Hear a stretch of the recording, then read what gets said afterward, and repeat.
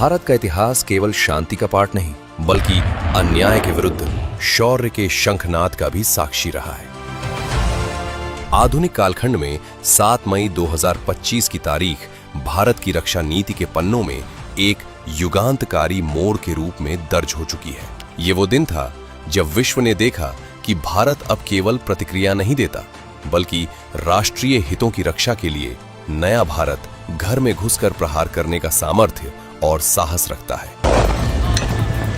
इस पूरे घटनाक्रम की नींव 22 अप्रैल 2025 की उस काली दोपहर को पड़ी, जब पहलगाम की वादियों को रक्त रंजित कर दिया गया। उसने बोला कि ये शायद मुस्लिम नहीं है, उसने उसको गोली मार दी। पाकिस्तान प्रायोजित आतंकियों के इस कायराना हमले ने 26 निर्दोष नागरिकों के प्राण ले लिए। इस हमले का छिपा हुआ उद्देश्य भारत की अटूट सामाजिक एकता में दरार डालना था। आतंकी संगठनों ने जब इस बर्बरता की जिम्मेदारी ली, तो उन्हें लगा कि वे भारत को डराने में सफल रहेंगे, परंतु वे प्रधानमंत्री श्री नरेंद्र मोदी जी के लौह संकल्प को भांपने में भारी चूक कर गए। मैं बहुत स्पष्ट शब्दों में कहना चाहता हूं, जिन्होंने ये हमला किया है, उन आतंकियों को और इस हमले की साजिश रचने वालों को उनकी कल्पना से भी बड़ी सजा मिलेगी। अब आतंकियों की बची खुची जमीन को भी मिट्टी में मिलाने का समय आ गया है। पहलगाम की इस त्रासदी के तुरंत बाद प्रधानमंत्री जी के निर्देशन में एक गुप्त और अभेद्य जवाबी रणनीति की रूपरेखा तैयार की गई। इसे नाम दिया गया ऑपरेशन सिंदूर। 7 मई 2025 को भारत सरकार ने रणनीतिक निर्णय लेते हुए सेना के तीनों अंगों को एक साझा और ऐतिहासिक मिशन पर तैनात किया।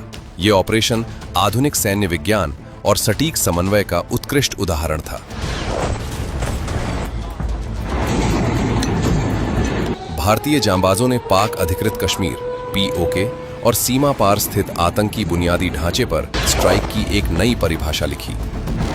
इस सुनियोजित प्रहार में लश्कर-ए-तैयबा और जैश-ए-मोहम्मद जैसे संगठनों के 9 प्रमुख लॉन्च पैड और प्रशिक्षण केंद्रों को पूरी तरह नेस्तनाबूद कर दिया गया। ये केवल एक सैन्य हमला नहीं था, बल्कि उन अड्डों की जड़ें खोदने की कार्रवाई थी जहां से भारत के विरुद्ध जहर बोया जाता था। ऑपरेशन सिंदूर के परिणाम और आंकड़े भारत की बढ़ती वैश्विक सैन्य शक्ति का प्रमाण है। इस निर्णायक कार्रवाई में 100 से अधिक खूंखार आतंकवादी मारे गए।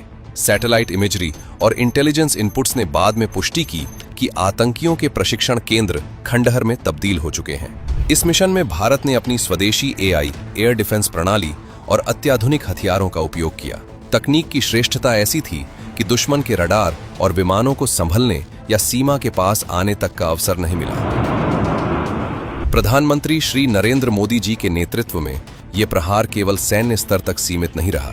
हमने आतंकवादियों को मिट्टी में मिलाने के लिए भारत की सेनाओं को पूरी छूट दे दी, और आज हर आतंकी, आतंक का हर संगठन जान चुका है कि हमारी बहनों बेटियों के माथे से सिंदूर हटाने का अंजाम क्या होता है। भारत ने एक बहुआयामी रणनीति अपनाई, जिसने पाकिस्तान को विश्व पटल पर अलग थलग कर दिया। I say to the whole world, India will identify, track and punish every terrorist and their backers. आर्थिक मोर्चे पर जहां दोनों देशों के बीच व्यापारिक संबंधों को पूरी तरह निलंबित कर दिया गया है, वहीं सामरिक दबाव बढ़ाते हुए अटारी वाघा सीमा के द्वारों पर ताले लगा दिए गए हैं। इसके अतिरिक्त संसाधन नियंत्रण की दिशा में इंडस वाटर ट्रीटी, सिंधु जल संधि पर अपना रुख सख्त करते हुए भारत ने स्पष्ट कर दिया है कि रक्त और जल एक साथ नहीं बह सकते। ऑपरेशन सिंदूर ने यह अकाट्य संदेश दिया कि मोदी सरकार की नीति अब जीरो टॉलरेंस से बढ़कर त्वरित और विनाशकारी सैन्य कार्रवाई की है।